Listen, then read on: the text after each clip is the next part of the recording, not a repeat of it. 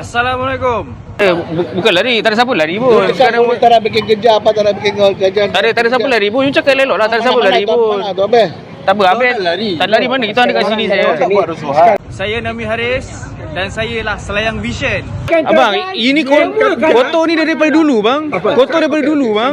Di mana korang tengok dekat media sosial, Selayang Vision itu dah saya. Tak apa, saya tak nak.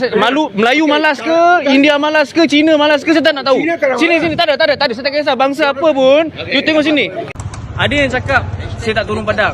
Saya mau tengok dulu satu benda dulu. Kita boleh terima lagi tak keadaan seperti ini? Ada yang cakap saya sekadar berperang dekat media sosial. Tapi hari ni membuktikan benda tu salah. Sekarang ni bagi makan. Sabar. Siapa nak bagi makan anak? Saya pun kerja mah. You kerja apa? Kerja lah. Kerja apa-apa lah. Macam ni lah raya. Selayang Vision sentiasa pantau. Kalau korang datang 3 kali, Dia boleh ambil pekerjaan. Bayar cukai. Diorang tak bayar cukai. Kita bayar cukai kot, kita penat kot. Okey, sekarang macam kita datang setiap minggu, setiap hari. Tentang solution. Mereka bercakap tentang alasan menyalahkan Saya adalah Nami.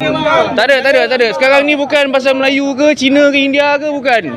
Najib punya pasal. Sekarang zaman siapa? Jangan cerita lah. Tak ada kena-mena dengan kerajaan, tak ada kena dengan bangsa. So hari ni Suruh dia daftar bagi dia permit. No, tak nak daftar. Tak nak. Kita boleh cegah benda tu, kita boleh cegah. Selayang Vision Kita mempersembahkan.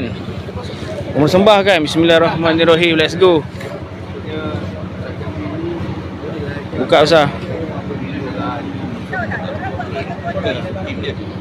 Alright, hello Rohingya dari tanah Malaysia.